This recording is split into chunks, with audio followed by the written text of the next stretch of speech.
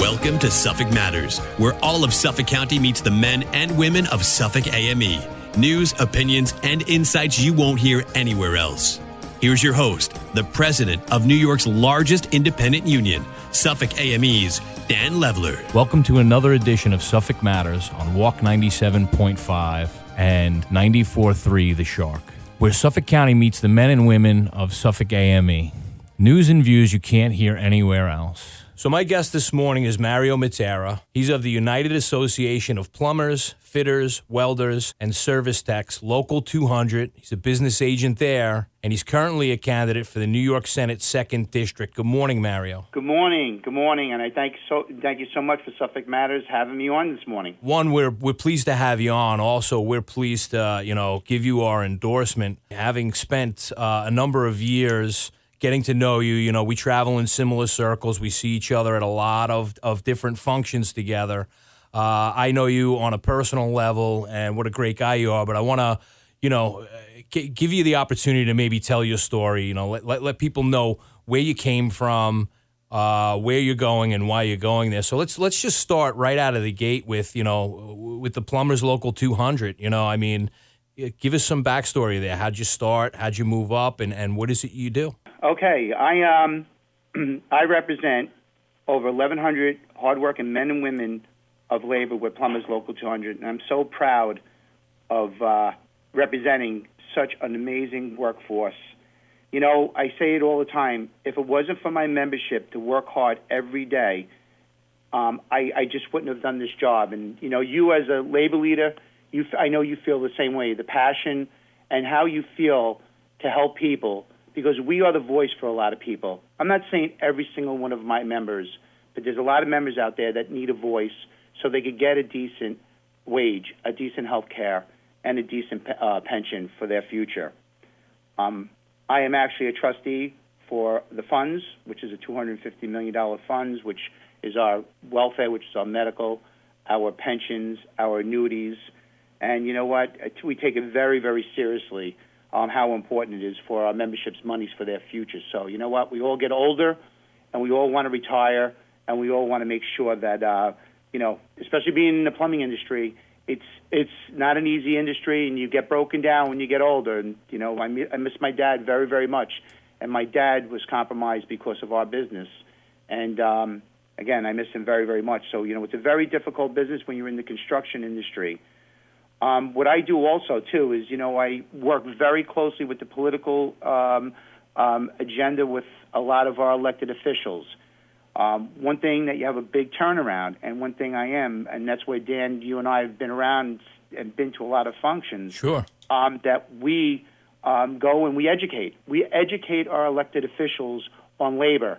And you know what? It's very expensive to live here on Long Island. And we make sure that we educate and explain to them how important it is for us to make a decent living so we can afford to live in this beautiful area of Long Island. I'm 39 years as a member. I can't believe I'm saying that already, but 39 years as a member. Wow. I went through the apprenticeship program. It was a 4-year program. And once you graduate from the program, like when I go to all our graduations, it's like anybody else going to college and they graduate, or if anybody passes the bar, anybody passes, their schooling and they graduate, it's one of the best days of your life because in other words, there it is, your career is going to be starting off, and hopefully you could buy a home, raise a family, and we could stay here. One thing about construction is the backbone of this economy. And one thing we need to do is we need the proper growth, obviously. So one thing I do is work with the towns, especially with the developers, for the right projects. And we've been very successful in making sure that our contractors get a chance to bid on these projects, and we could go to work, and people could go put into their funds, because not for anything, everything is ran on man hours with the union, with the local. Right. So you know what? To work with, we have 3 divisions with Plumbers Local 200. We have a pump and tank division. If everybody sees the gas station work going on. We have our residential, which is these residential projects. Our B division is the light commercial, anything with like restaurants, small, anything 15,000 square foot buildings and under. And then we have our A division, which is all the big work, the prevailing wage work, the state, county, federal, and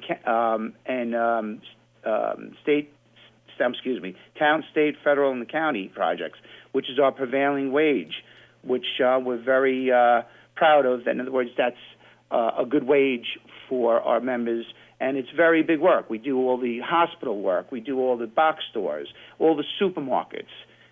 This is our plumbers. We're an essential workforce. So one thing was very important during the pandemic that we were working on most of the projects because of a plumber protects the health of the nation. So it was very, very important, a lot going on, especially being a union rep to represent people. I've been very fortunate for 25 years of my 39 years being an officer and over 17 years as the business agent representing my local.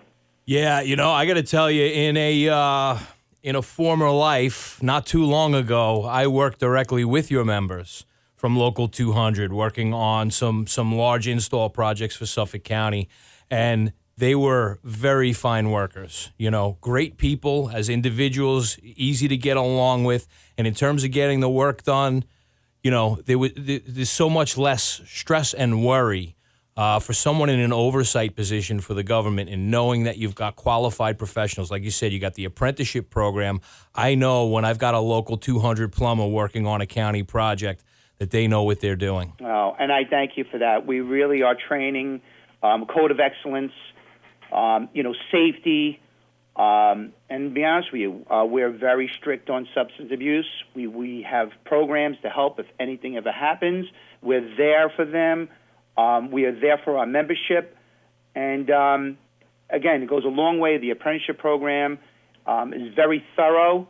The Department of Labor, we were very close working with the Department of Labor, and it's a good partnership. It really is, and it works.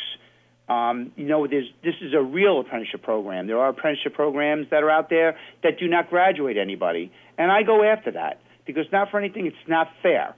It's not fair that you do have an apprenticeship program for the right reasons to train our workforce for our future.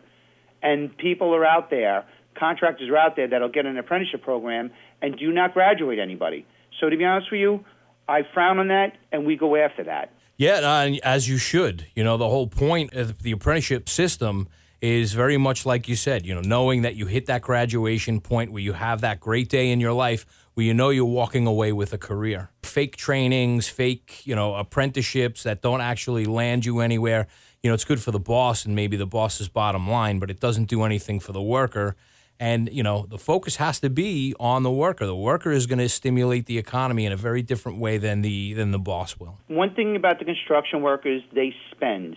When they work, they spend, and it feels so great when you go to a union meeting and you look outside and you see that they have a decent vehicle that they're driving, and that they can afford that. We can afford that. But again, this economy, we were doing well. Am I concerned for our future with certain things? We need this proper growth here to keep everybody and to keep our talent here. So we got to make sure. Especially when I do get elected, I'm going to work very, very hard to make sure to bring the money back to Long Island. So this way we have the proper growth here, the good paying jobs for the future for everybody, not this union. Listen to me, I'm all for unions. Yeah. But for all kinds of way of life. And we got to make sure we keep our talent here and not lose them. No, I agree. Listen, infrastructure projects, public works as a concept, again, I talk about this often. It was created, the concept was created in a down economy to stimulate the economy, build this country, this state, this county, build it up, and with the pay that's associated with building up, through infrastructure, allows the workers that then go out and stimulate the economy. Those small business owners need people to have jobs to be able to come in and afford the goods and services they provide. This is symbiotic. This isn't just, for one group of people. This is for all of us, and it has an effect on all of us. Yes, it does. So, Mario, I know throughout this whole crisis, there's a number of things that are on all of our plates, but I know for you, one of your focuses has been making efforts to get PPE out to frontline workers. Can you tell us a little bit about what you've done there? I tell you, very emotional. I just commend and thank all our healthcare workers, our cleaners, our kitchen staffs that have been working in these facilities, the office staff, our management that got compromised in a lot of ways, and they could bring that back home to their families. I mean, how do you put a price on that, what they have done to protect our families? So, I sit on St. Catherine's advisory board, and one thing I started was to go and bring, it's amazing that we're in the 21st century and we're worried about where PPE equipment's coming in and hearing there's a shortage and everything like that.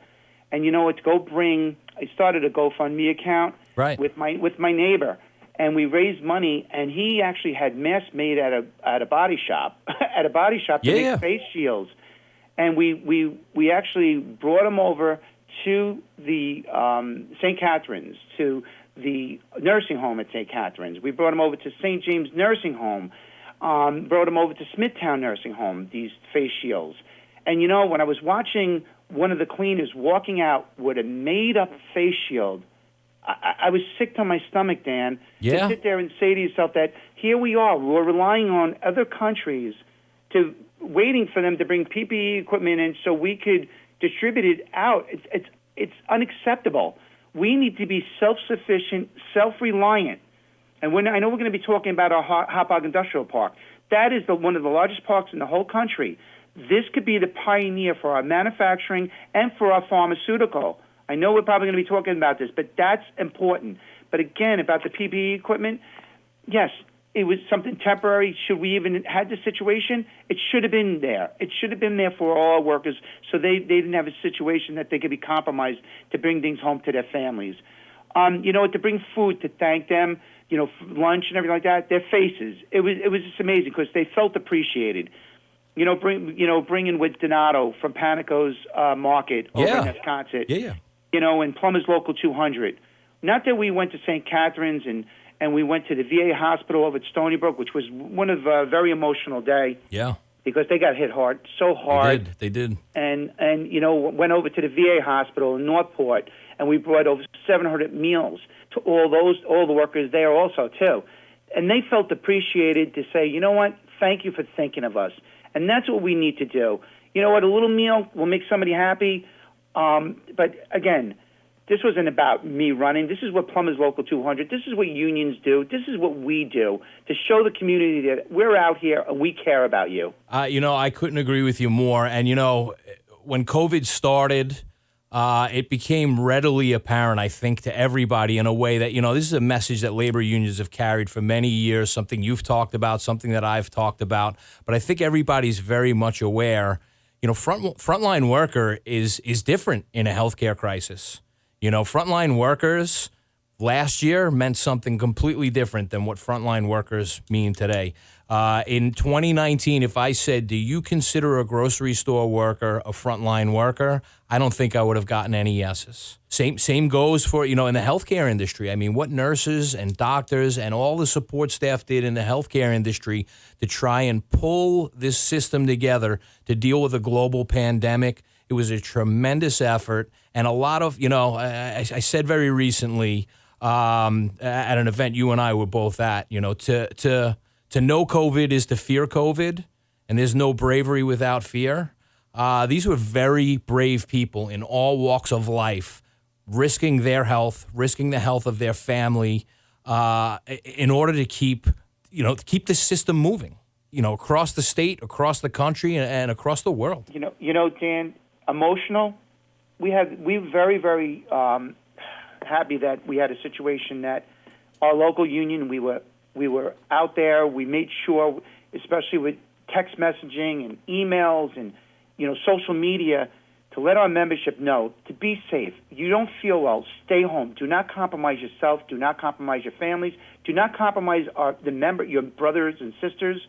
You make sure. And we did that. We were very fortunate that we had very low numbers. But the parents got hit.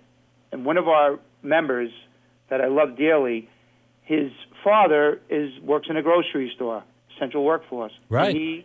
And he got COVID and he passed away. And you know what? When you're sitting there and you're doing a drive-by through a funeral parlor, and you're sitting there and you're just like, really, this is something that nobody expected. We weren't educated enough. Now we are. We know what we have to do. We need to get this economy moving, but it was just so unfortunate what happened. But our essential workforce, I commend them. I thank them for putting themselves in harm's way for us so we could live. Because if we didn't have our stores, imagine the chaos that we would have had if we didn't have our grocery stores. Look what happened with toilet paper. Yeah. It was out of control. And you sit there and you say to yourself, wow, now what's going to be, what could be next? But you know what? I think everybody really is educated. They understand what they need to do. I'm a hugger. Mario, look, yes. Listen, I can't hug my Dan Levler anymore. I know. we got to do an air hug. Right. Because listen to me, I'm an emotional guy, but I'm a tough guy, and I'm going to do whatever we have to do to move forward. And you know what? We will prevail, and we will make sure that we're going to move forward, and our economy is going to get back on track again. But we got to make sure that we protect our future, especially our healthcare workers and everybody that was essential worker with this ugly virus that we just had. Yeah, I couldn't agree with you more. And just talking about getting things returning back to normal. I mean, the healthcare crisis was all on its own devastating, but now the resulting economic crisis, and this is something that's near and dear, I think, should be near and dear to everyone in terms of how do we move forward from here? The global economy, in a sense, shut down for a matter of months, and there's uncertainty about what's going to happen in the future. But we've got to sit down and have discussions with key partners everywhere to figure out how do we move forward. And I again, just getting on my soapbox for a second, I feel that a key component of this is going to be getting proper state and local aid. Suffolk County is a donor county. We give more to the state and the federal government than we receive back. And the state of New York is a donor state, and we give more to the federal government than we receive back.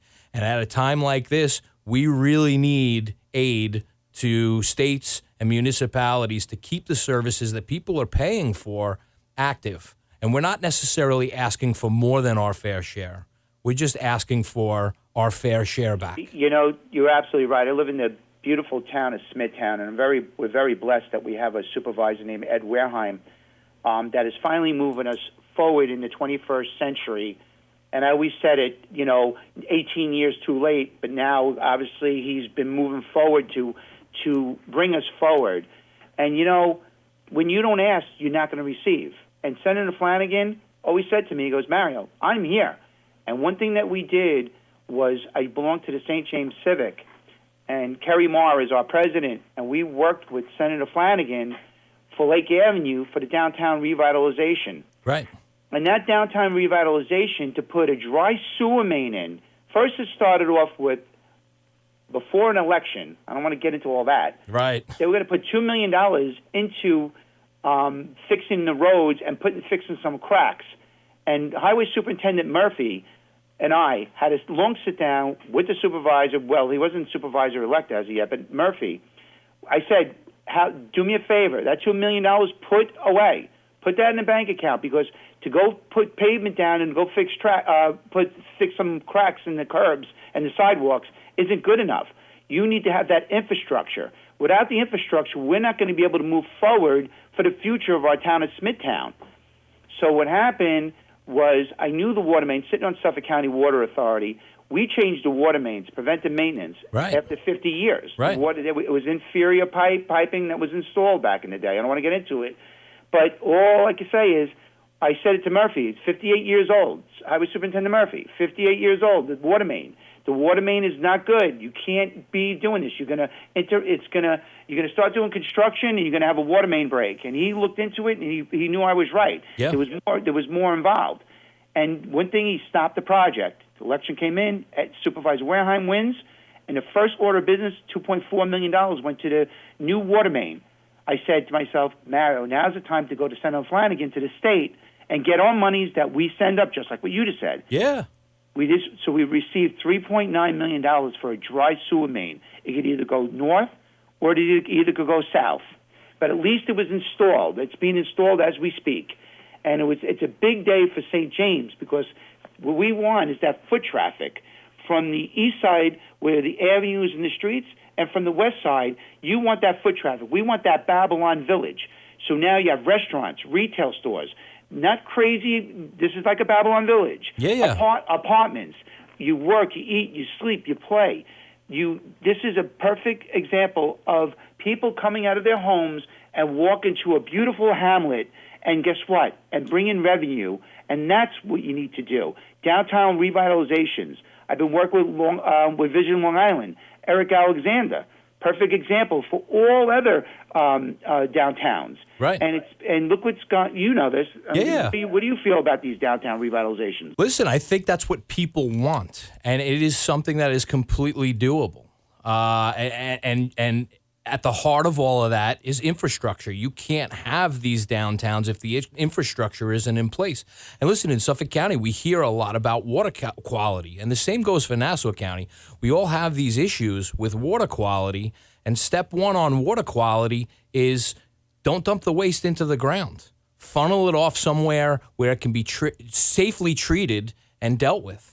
That's the heart and soul of getting to the bottom of this water quality issue that we have in Suffolk County. We're sitting on top of this aquifer, and most of the county is with cesspools, just dumping right into the ground.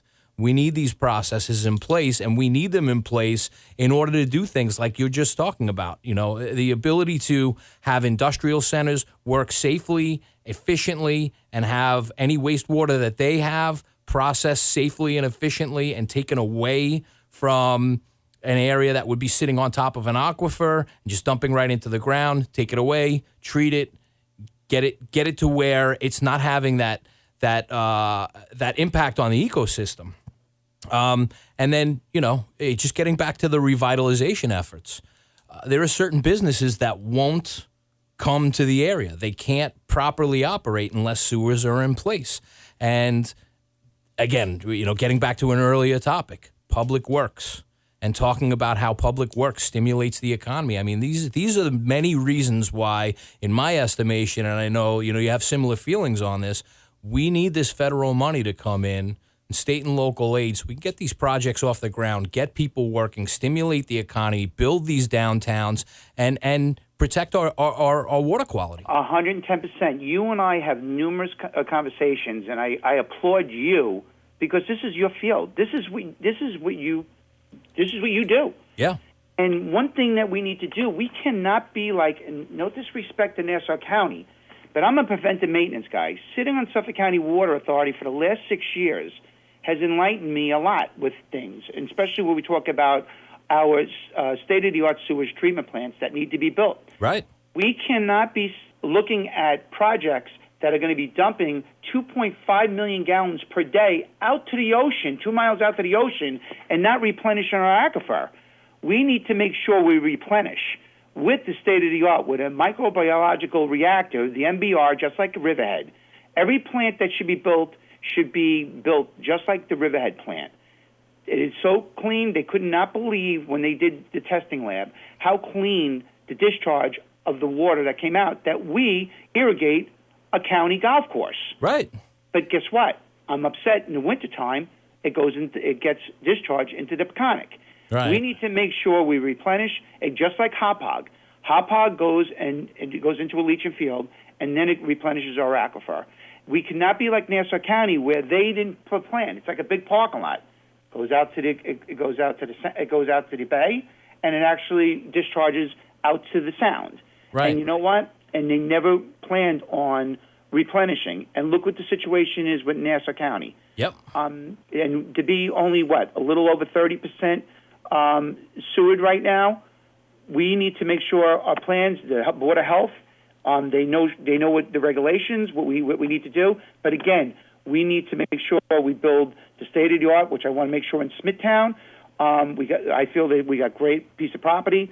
It's a great location, which can handle Main Street in Smithtown, the Jericho Corridor, Wisconsin Hamlet, St. James Hamlet, and it could be Jarradine, depending on what's happening with Jarradine. There's a situation going on right now. Yeah.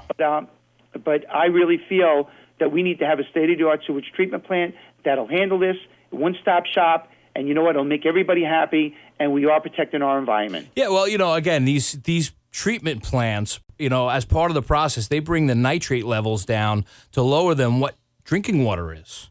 You're discharging safe water. You can replenish the aquifers with that, Yeah. and that's the importance of when you're speaking here and saying, listen, we need a state-of-the-art treatment plant. The technology for treatment plants in general is very old, goes back to the Romans. But the fact of the matter is, it works. It does what it's supposed to. Right. That plant in Riverhead is the model, should be the model for all Suffolk County, for any STP that is going to be engineered. Yeah, no, I don't disagree. So, just again, looking to the future and talking about, revenue and ways to, get back on track. I know that, now some online sales are bringing in some revenue. There is a component of the sales tax associated with online sales that will come to Suffolk County as revenue. But do you think that's enough? I mean, do you think we're doing enough in that arena? We need to protect. I'm very concerned, and I think everybody is, especially with this happening right now. You want people to go out and shop. When I go home and open up the mailbox and see those plastic packages, I get very upset.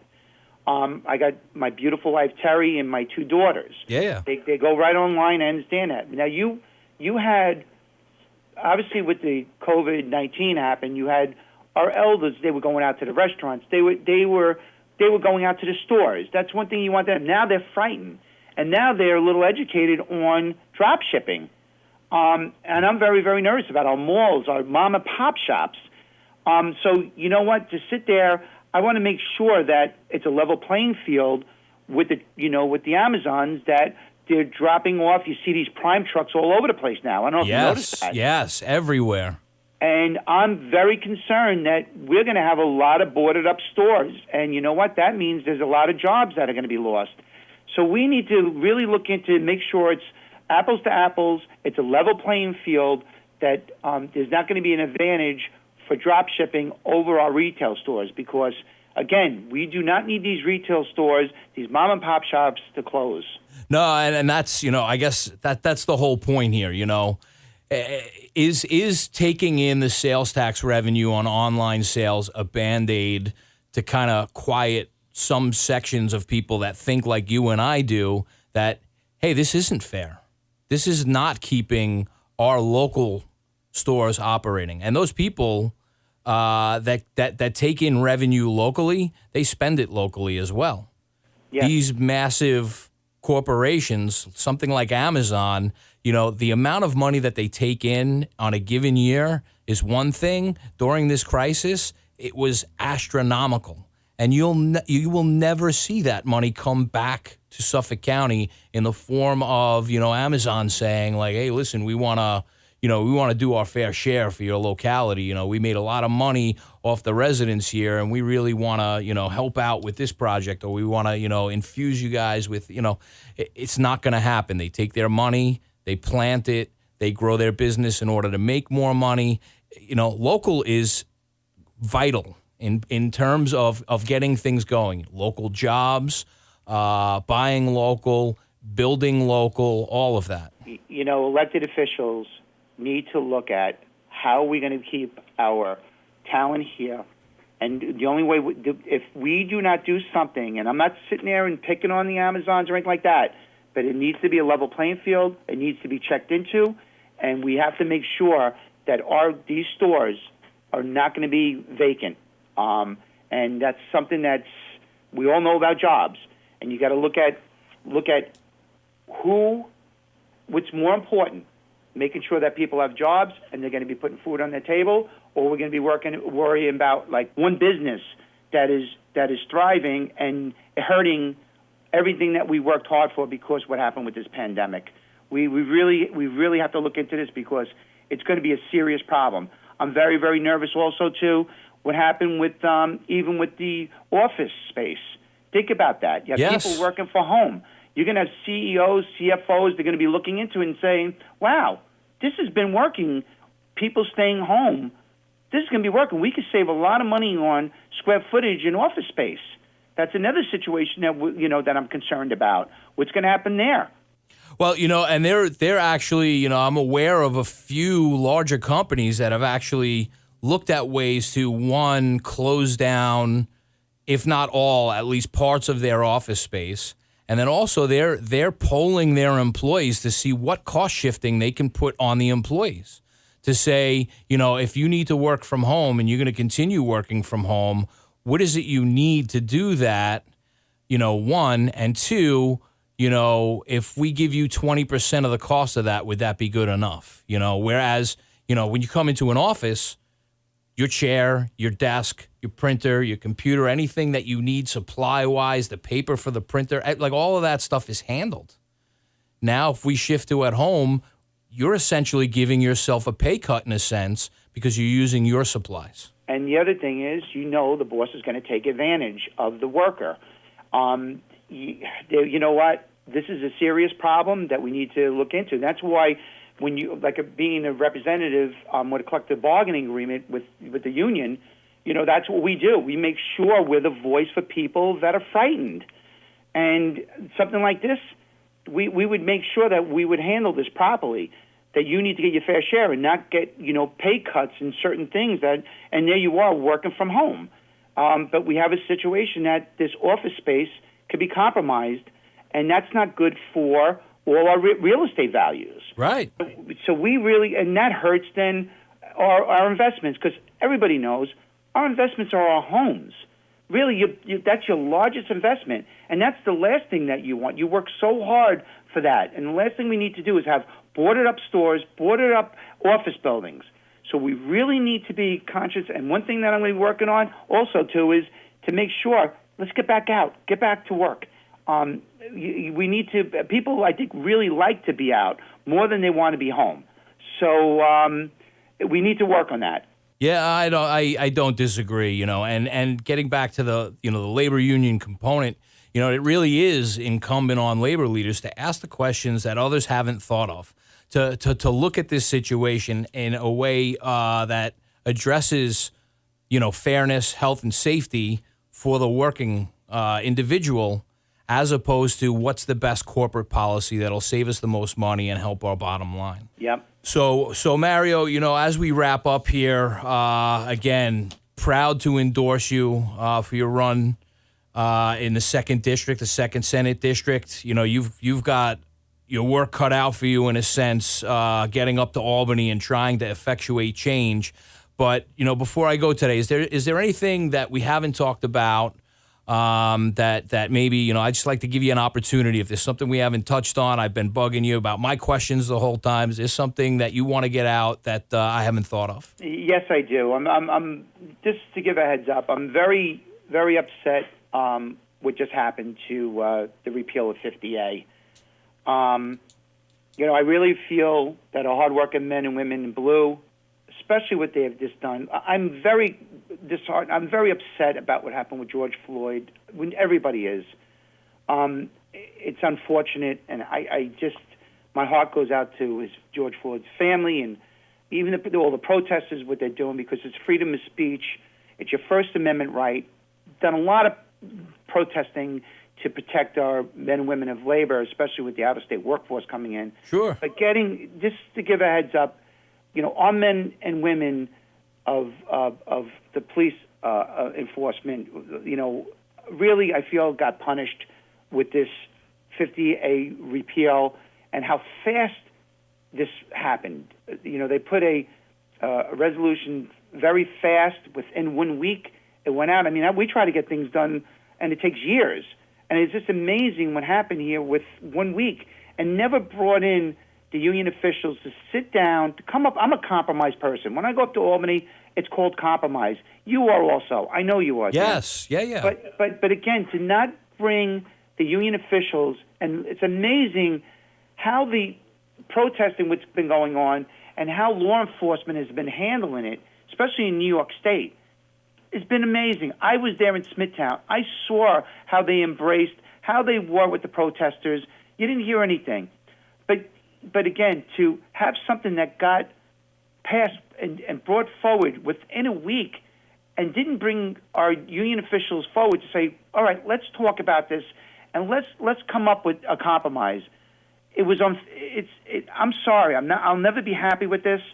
I just want to thank our law enforcement for what they've been doing. I'm with them. Yes, the protesters, it was peaceful. I'm with them also. I understand it's your First Amendment right. But the law enforcement here in New York State has done an amazing job to protect us. And that's all I want to say about that. I just think that it could have been done a different way. And I just really feel that that the law enforcement was punished. Every single union member that's in law enforcement.